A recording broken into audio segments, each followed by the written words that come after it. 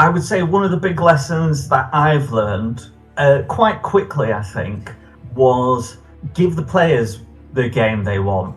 No, totally. StartPlaying is a brutally competitive environment. I mean, and we've talked about this a lot. It's not much different than a lot of freelancing marketplaces I've been on, things like Upwork, Fiverr. You've really got to try and develop a double skill set, I think. Both of you guys have been running decades at this point, so maybe you feel super comfortable in your games. You're like, I've got that down pat, and all I need to worry about is this side.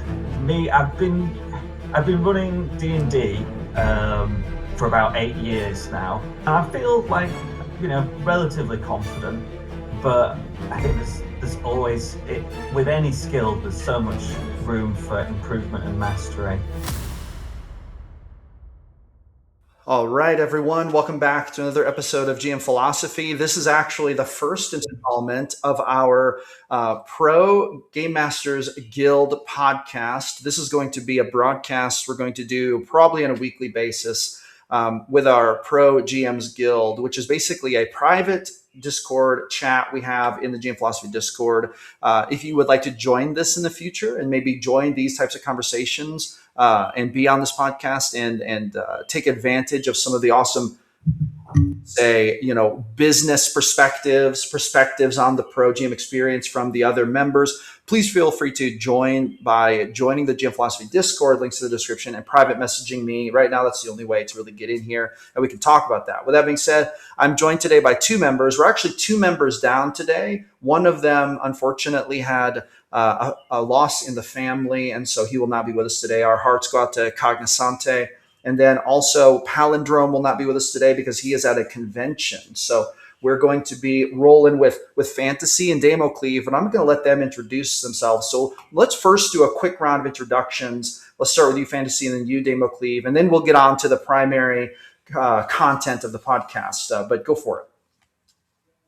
Hey, my name's John. My tag on Discord is Fantasy Fanatic, but on my YouTube, I run Ink and Iron, and that's the same on my StartPlaying. How about you, Damo? Go for it. On StartPlaying Games, you'll find me as Jason. I have on YouTube. You'll find me under at Damocleave, Damocleave in Dungeons. On Discord, you will find me my ID, which is Damocleave.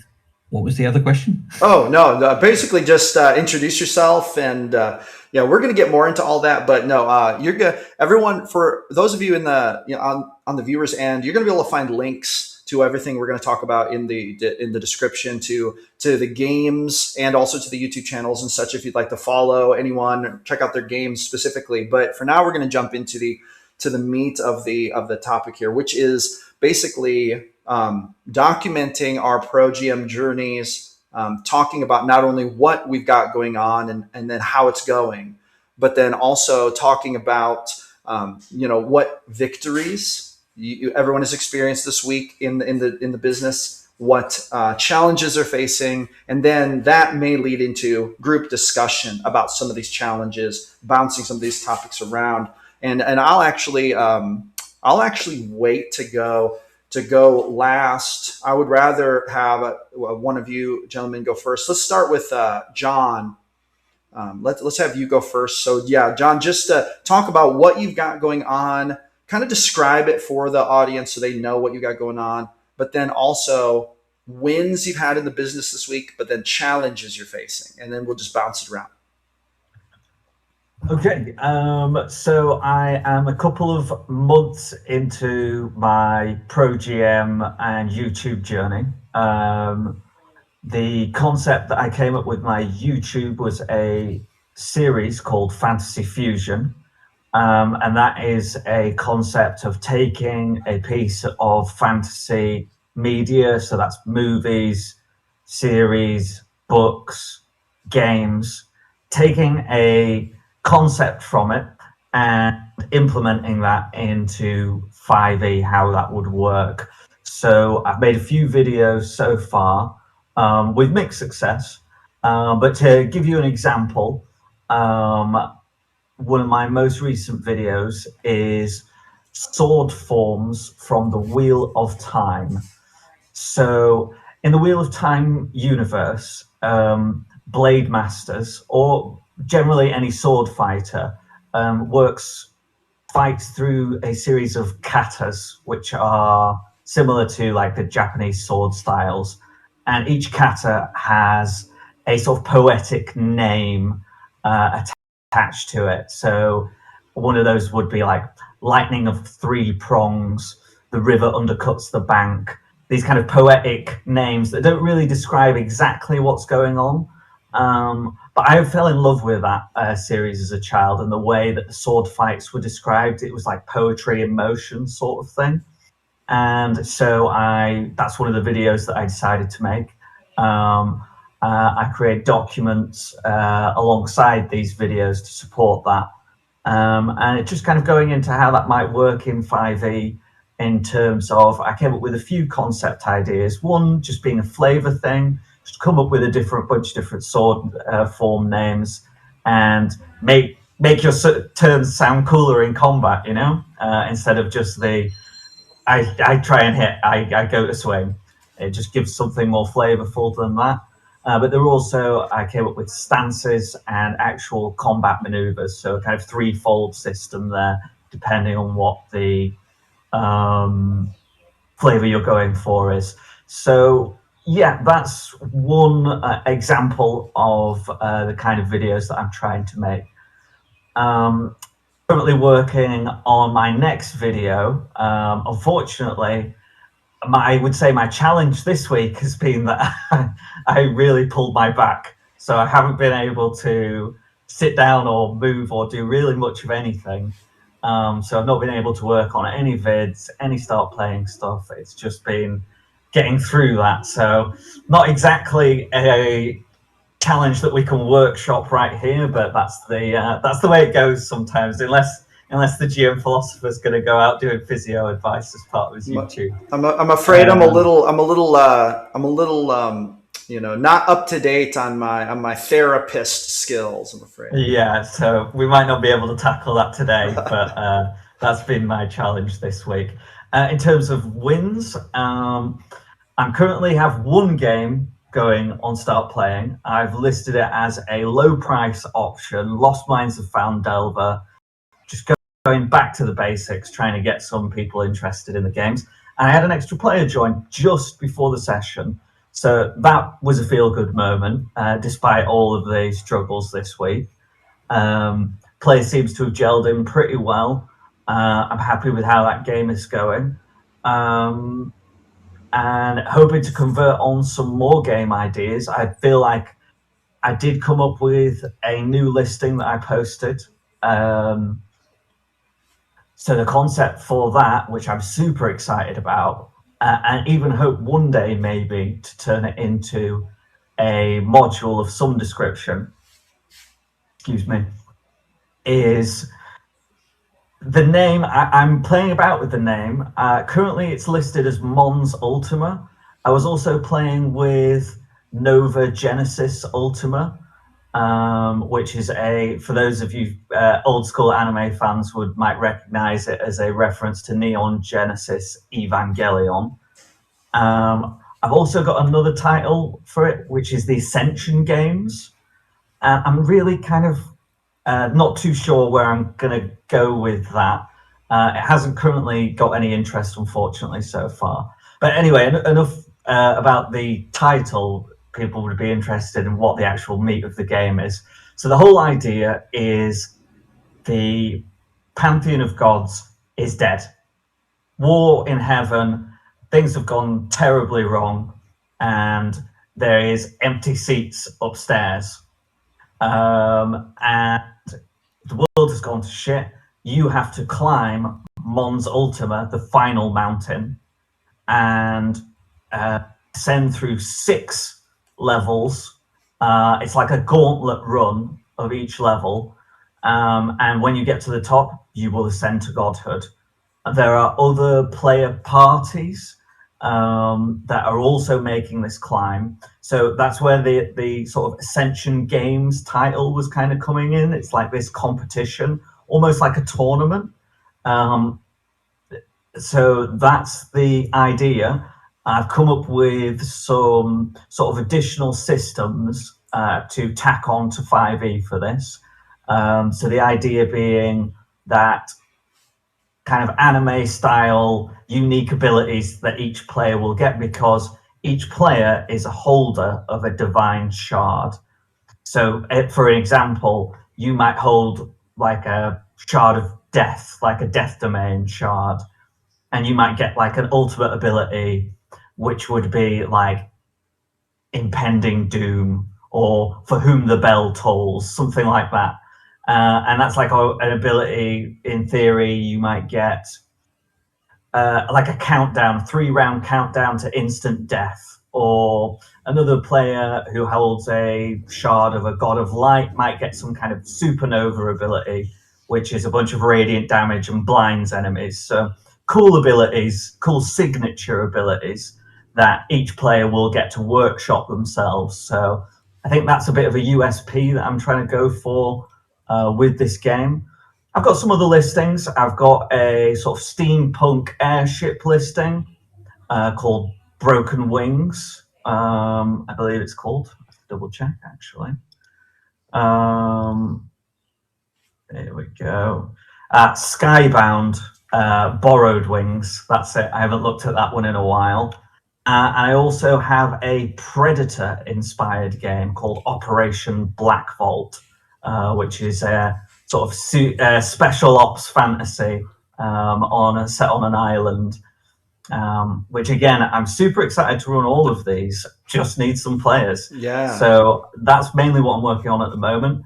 And I think that's it for me. I don't think that there's anything else that I would necessarily bring up at this stage. Nice. No, totally. Okay, so and just for the viewers to know, one of the reasons that John's working on the YouTube is to create a funnel to bring players into these games, and we've been even talking about you putting like a working on how you're gonna like just let players know in the videos that you have games. Obviously, the goal is always to like raise awareness without having some kind of commercial sounding plug, right? So it's like working on that balance. But anyway, yeah, no, that's super awesome. So, but Jama, I would like to know, like, the game you do have running, how many players now do you have in it? 4 players now. Nice. How's it going? It's going really well. So some of these players are old hats returning to D&D from a long time. So they've taken very well to 5e. Some of them had not played it before, but they have been really good. I use Foundry VTT to run my games, which I think is an excellent tool, personally, for just automating a lot of stuff, which has really helped, I think, bring in some of these players in. I'm playing around with some other sort of modules that you can use on Foundry VTT to build in immersion. There's some great options out there, and it really is customizable, which I think is the main draw for something like that.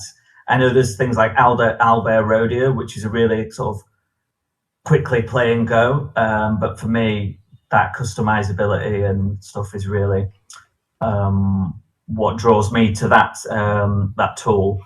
But again, to get back to your question of the players and how it's going great. I'm really happy with how the game is going. I think the players are all happy. I try and do a check-in with them at the end of every session to make sure that they're enjoying it and to get any feedback that they might have, because it's all about improvement, right? You live and die by how well each game goes, and any feedback that they can give is really valuable. Very nice. Awesome. So one question I have is, what are you learning? Like, if I'm not mistaken, this is your first pro game, I think. So what lessons are you learning as you go through this? I would say one of the big lessons that I've learned quite quickly, I think, was give the players the game they want. Don't insert your ideas about what the best possible game is onto them. Just let them decide what it is that the game that they want to play. Most of these players are not super interested in role play. I come from, well, I say I come from, a lot of my previous games, the players have been quite down to role play for long periods of time.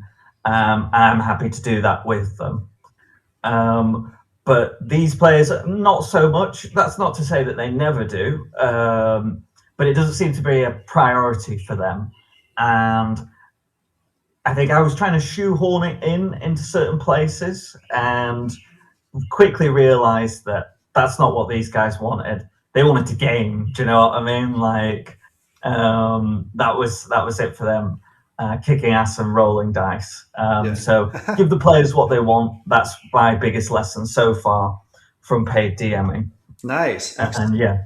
All right. So with that being said, excellent to hear about that, John. Great progress. Love it. Let's go move on to Damocleave. Damocleave, if you would introduce, kind of just tell us about what you got going on more specifically. And then, maybe your, victories for the week, challenges you're facing. Let's hear it. Right.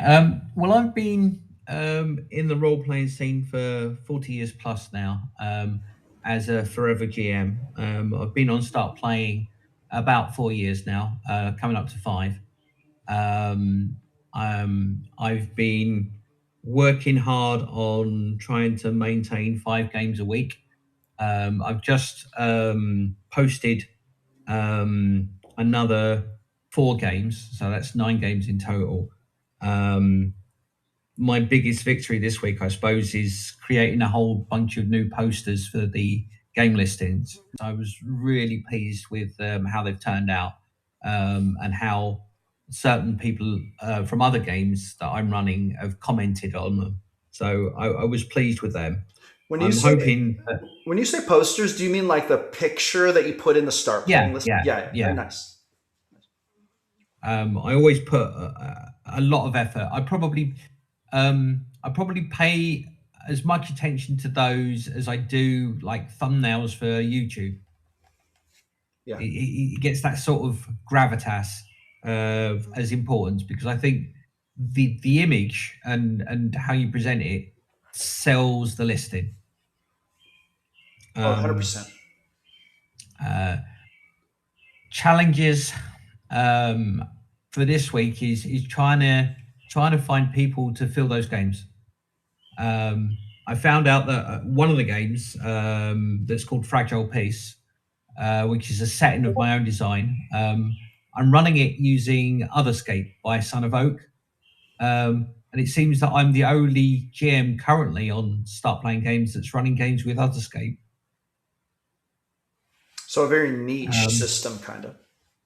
Yeah. But I found that it's loosely based on Power by the Apocalypse, and it's narrative first. And so it definitely lends itself to the way I run games. So I'm looking forward to filling those. It's a setting that I've been working on for about 10 years. Nice. And at the moment, I'm trying to teach myself Affinity by Canva so I can produce some setting books and setting material that I can put there out in the wild for people to consume. And so I want the legacy to be people playing in the setting. Yeah, for sure. So how many, if you would, just for the audience, how many games are you currently running, and then how many players do those games have, and then how many games do you have that need players? And then maybe if you could just give us a setting view of that.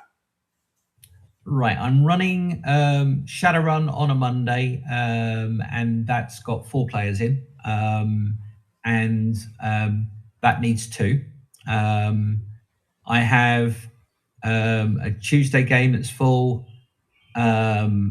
a game that's wrapping up on a Tuesday at silly o'clock in the morning UK time, and as a result of that, because obviously I don't want to be burning the candle both ends, I'm going to be putting in an earlier slot to make it so I can actually sleep.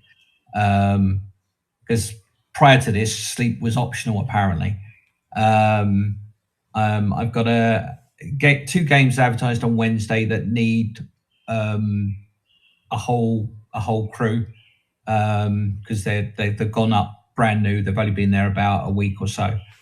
On Thursday, I've got a Daggerheart game at 11 p.m. GMT. Got 2 players, and I'm looking to fill another 4. That's active and ready to be jumped onto. And then Friday, I've got another Daggerheart game, another slot earlier on in the afternoon. So I'm just hoping to fill as many as I can. Yeah. Okay. So I know that you were working on some YouTube stuff. How's that going? Video number 1 will be recorded tomorrow morning. Nice. I have booked my living room. Very nice. Very nice. So tell us a little bit about, so you've got a lot of games up. You've been doing this for a while. Tell us a little bit about what you're seeing as far as players kind of joining. Right now, it sounds like the primary marketing you're doing is on StartPlaying itself, right? Like creating listings. Yeah, and a little bit on social media, but not a lot. Yeah. So tell us about like how that's looking, how it's going, if you're liking how that's going, is it happening slow, fast? When I first joined StartPlaying Games, which was about 4 years ago, I came out of the gate with 5 games, and those 5 games filled in a week. Nice. They were all City of Mist games, and they were all linked. They were different genres, but they were linked through a whole universe. And I started doing crossovers and all sorts of things, and it went really well for about 2 years. And then it kind of petered out, and it lost its kind of spark as flavor of the month. Then I've gone on to other systems. I've gone on to Otherscape, Legend in the Mist, and Daggerheart.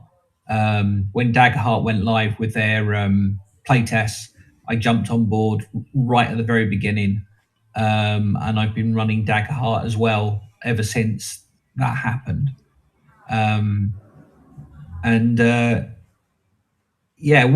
What I've found is that for the 4 years that I've been on StartPlaying Games, the first year was probably the easiest, and it's got decidedly more effort I need to put in to stand out and to get recognised as something that would interest someone.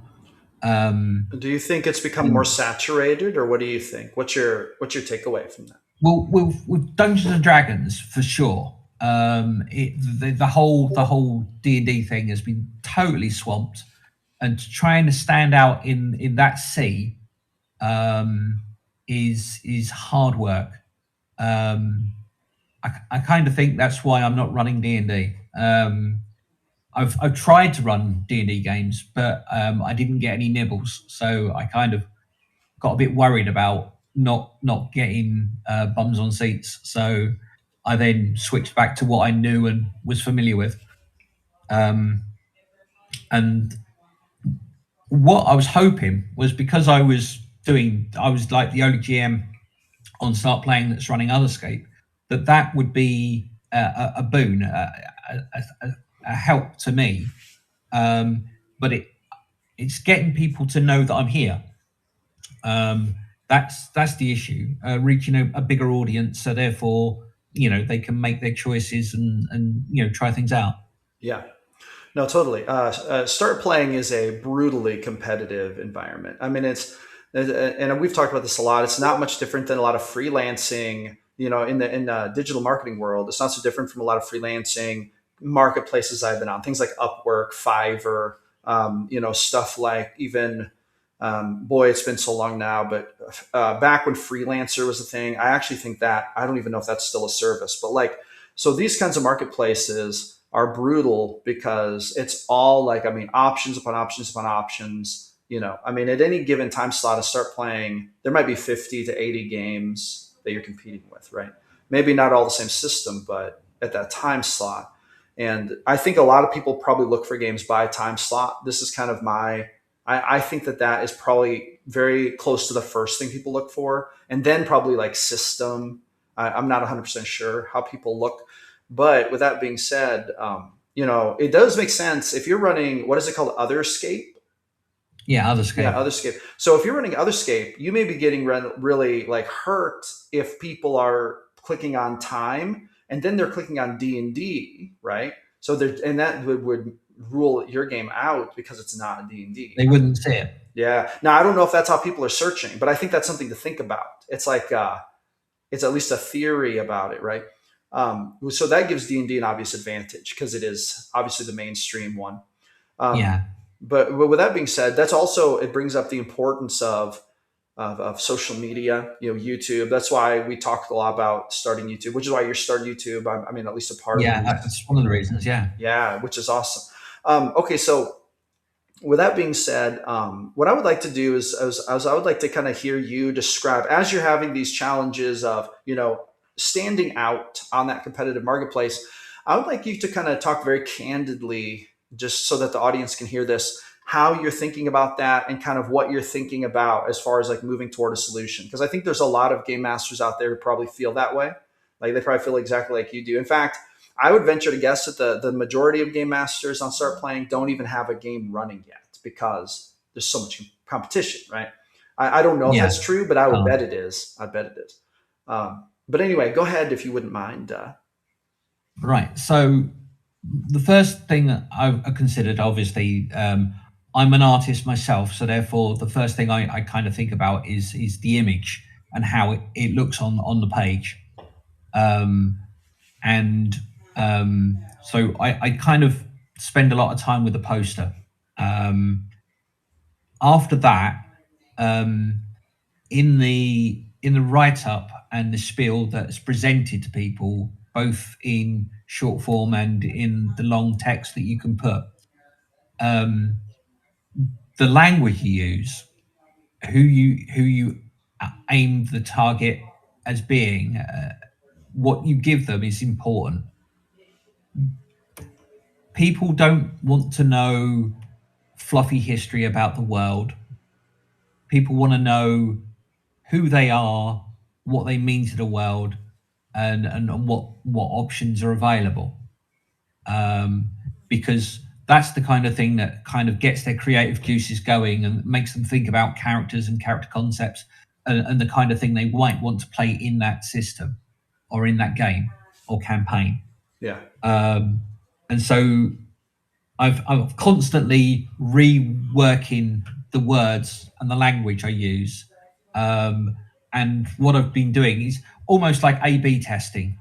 You know, if something's not working and I'm not getting any hits, then I will change things to see if that alters how people approach it. And I definitely rely on other people to give me their opinions. I'm not afraid of critique, and so I ask for it, honestly. Yeah. As hard as that is to hear sometimes.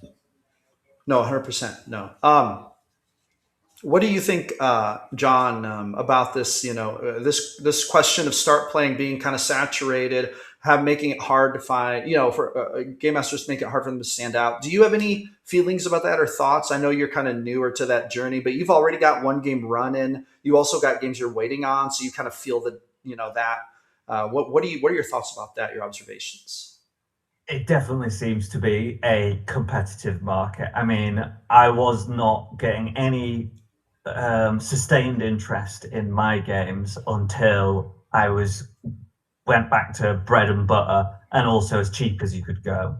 So, and I don't think a lot of DMs are really going to think twice about lowering their prices to attract people, and that makes total sense. The time and energy that we put in. If you're saying I'm going to get paid for it, you want to be getting paid like what you feel it's worth. Which, if you're going for $5 and a session and trying to make this into something, that's purely unsustainable. So definitely, it's a difficult decisions to be made around that. In terms of how to stand out, I think Jason really hits the nail on the head. This is no different than the YouTube game, than, as you mentioned, Fiverr and things like that. You need to get someone to look at your listing and go, what is that? That looks cool. Like, that's what it's all about. And from there, you've got to hook them further with the text that you're presenting. In fact, based on what Jason said, thought about my own game and rewording some of the listings on that. So, it is about, you've got to be willing to revisit what you've put up and not be precious about how it is that you're presenting things. Ultimately, if you're never going to get anyone to join the game, then you can say whatever you want about your wonderful world. No one's going to play in it, and it's not going to go anywhere. So you've got to be realistic. And again, this is the kind of the interesting dichotomy, I think, between being a pro GM and being a GM. Is one side of it is marketing. It's like, it's all about, how am I going to get people interested? How am I going to stand out? Looking at all these metrics and things like that, starting social media, YouTube channels to support all those things. And then you've got your games, which is, once people are in, you take off that hat and put on your game master hat and go, okay, how am I going to run the most fun game that I possibly can? So yeah, you've really got to try and develop a double skill set, I think. Both of you guys have been running decades at this point, so maybe you feel super comfortable in your games. You're like, I've got that down pat, and all I need to worry about is this side. Me, I've been running D&D for about 8 years now, and I feel like, relatively confident. But I think there's always, with any skill, there's so much room for improvement and mastery that you can present. So that's the other thing that you have to be thinking about, is once your players are in there, are you going to be able to keep them interested, or are things going to fizzle out? So that's the other thing to consider. Yeah, no, it is. There's two big skill sets. There's an art skill set, and then there's a marketing skill set for sure. And I also think artists hate marketing. They hate the idea of selling themselves or having to appeal to more people. Like, I think for a lot of artists, that feels like a sellout moment, which is very relatable. It's like, screw that. I just do what I do. It's like, but then unfortunately, maybe nobody comes to play, right? So it's like you said, it's very rough. All right, guys, I'm going to talk about my stuff now. I've got 5 pro games running. I've got 2 on Monday, 1 on Tuesday, and 2 on Wednesday. And a couple of those have a couple openings. If anyone's interested, link is in the description to those. Like, you can find my StartPlaying profile and you can check those out. Only a couple of my games have openings right now. But with that being said, that leads me to an interesting thing. So by and large, the games have been going really well. I've only been doing the pro games journey since January 1st of 2026.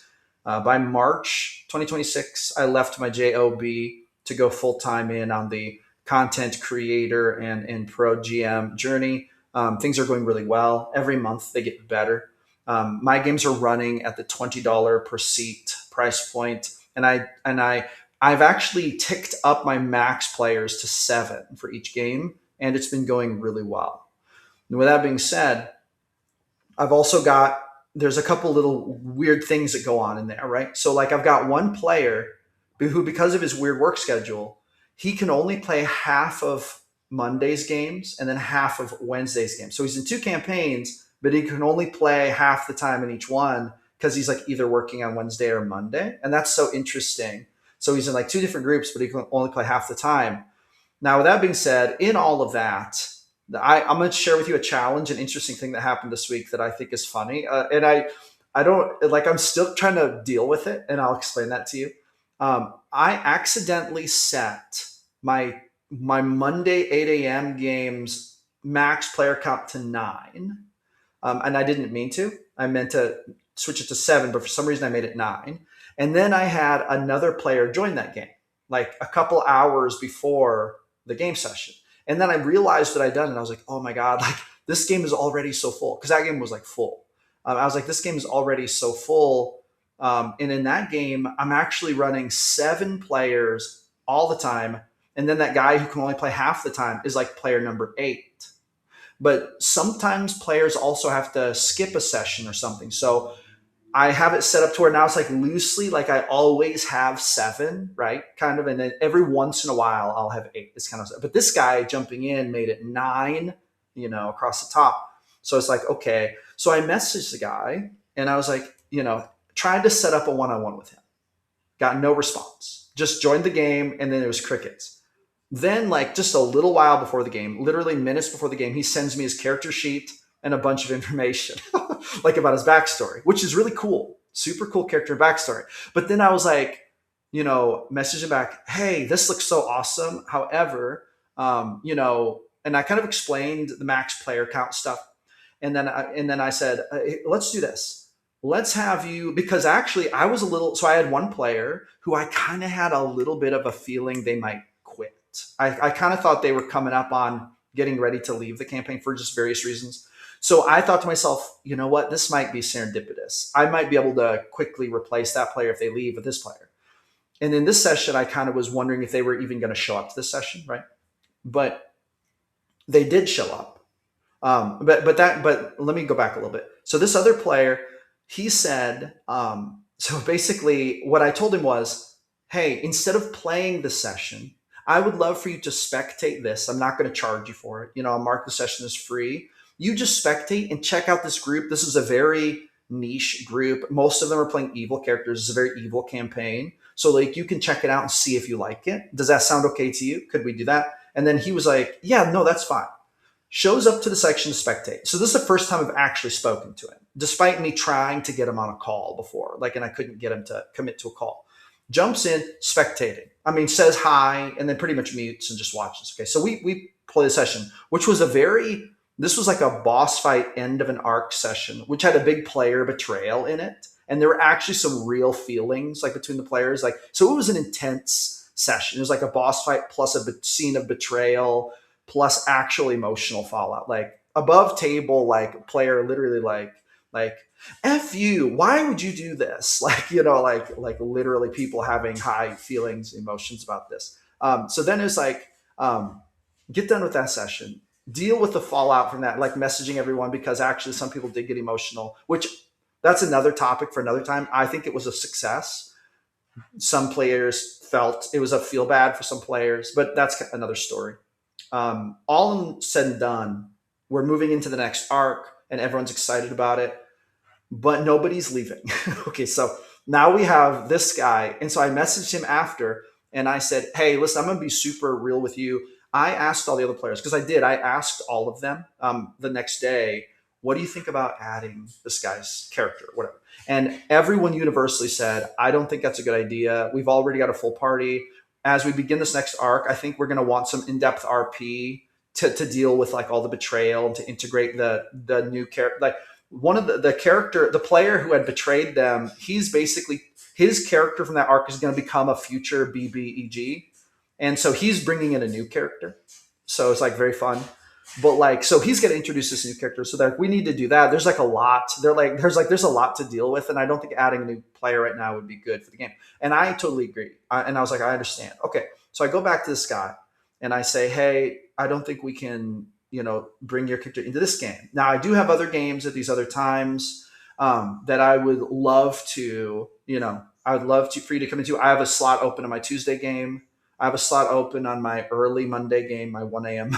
Monday game. And even now, I had a slot open up in my Wednesday game because one of my players left. So there are options. So I said this to him, have this conversation with him. Then he says, basically, he messages me back pretty quickly and says, I might be able to do the Tuesday 8 a.m. game. That sounds fun. Maybe tell me about it. Although that day is not a work day for me, so you would have to remind me about it for what that means, right?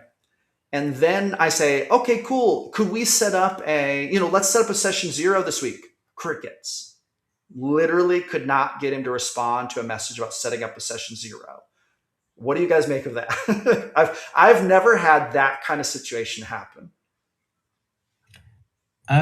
I've had a situation with character bloat and having too many players, and what I did is I actually divvied it up and made 2 different slots.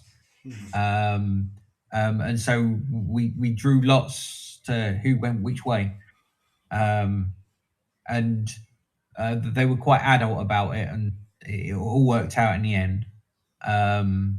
But that's what I've done in the past. With your current situation, people not responding is hard work, because you can never know whether or not they're just being forgetful or negligent, or they're being rude, or real life is actually really getting in the way. You just can't know. Yeah. So I kind of reserve judgment on situations like that, and I just try and reach out as much as I can. But also, you've got to kind of go, where's the line? Where do I draw the line? Where do I stop? And for my own preservation, stop reaching out. Yeah, no, totally. I think that I also tend to reserve judgment. Like this guy, the 4 sentences I exchanged with him in voice chat were pleasant. Seemed like a nice guy, right? Has not said a cross thing. Just haven't been able to get on a call with him. What do you think, John? Reserving judgment is critical. I had a new player join a game once. He played for 2 sessions and didn't show up to the 3rd. I messaged him a few times, are you joining? Are you joining? Left it. Came back to him next week. He said, sorry, I can't remember the exact sequence of events, but I chased up with him later. Turns out his partner had died. That's why he couldn't attend the session. That's awful. You have no idea what's going on in other people's lives. Yeah. So don't be quick to throw angry messages around.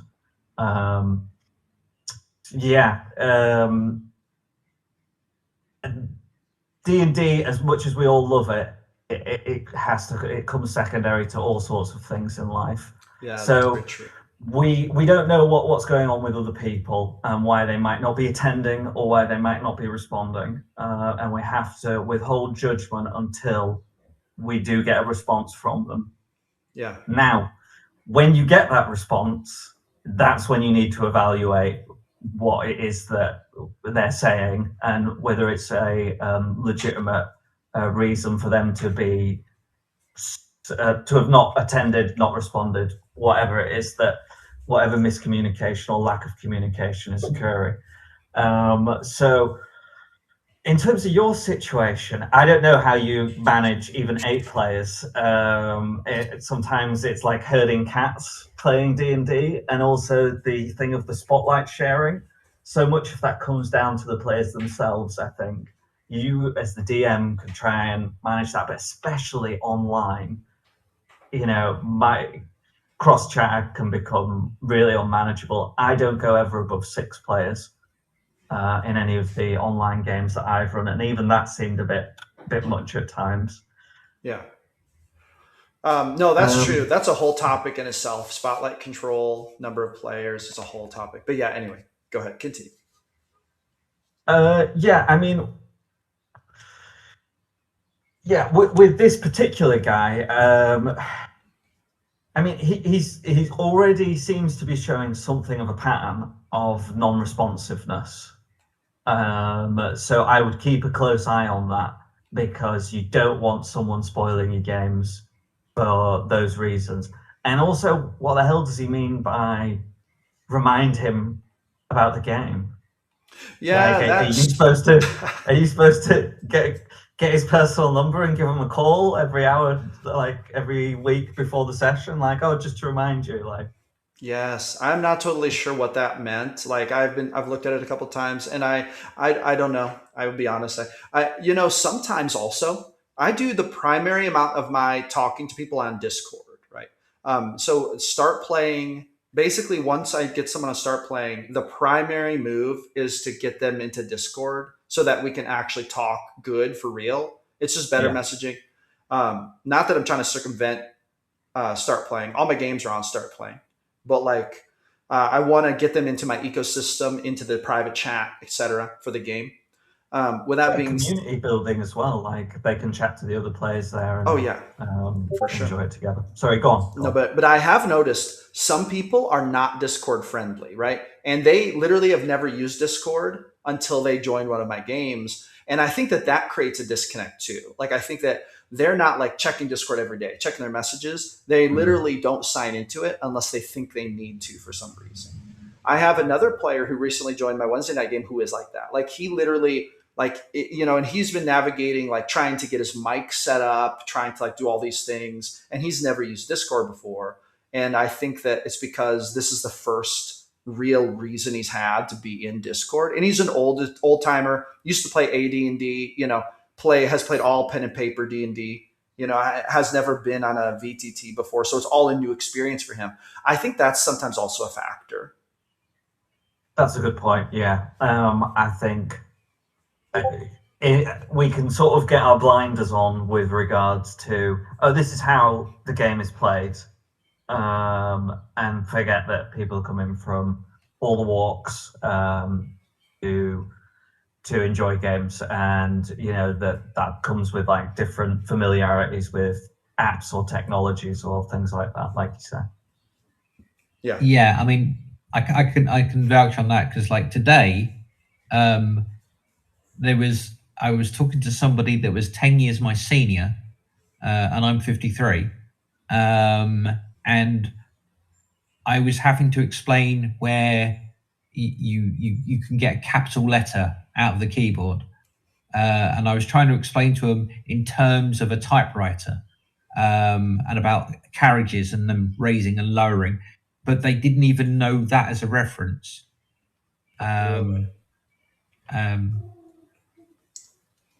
But they got it in the end. Yeah. Technology. They found cap lock and they found shift. Yes. Technology can be a barrier for some people, for sure, especially if they're not in it every day. But anyway, all right, very good. Well, let's go through some final thoughts here. We're coming up on a good time to wrap up the meeting. Let's just final thoughts, final words of encouragement, final words for the viewers, whatever is on your mind, top of mind. Let's start with you, John. I guess for anyone watching, you probably have found the GM philosopher because you also want to make a go of becoming a pro GM. I think that's one of the big draws of the channel. It's how I found it. D&D is like a wonderful expression of creativity, and getting to share that is just like a magical thing that you can do. And for those of us that want to make it a more than just a hobby, but something that's really part of our lives, we've got to go those extra miles to try and make that happen. It's not easy, but hopefully it'll come worth it in the end. Well said, well said. How about you, Jason? Yeah, I would definitely echo that sentiment. For me, it is what I get up for in the morning. I absolutely love it. If I could do it all day, every day, I would. But I've got a day job and a family and children and dogs, and so I can't. Well, you're sure doing a lot of it though. Yeah, true. You do a lot of D&D and not much sleeping from the sound of it. Very relatable. Okay, awesome. For me, I think closing thoughts are this, and I kind of said this in my live stream earlier, and Jason, you kind of basically mentioned it too.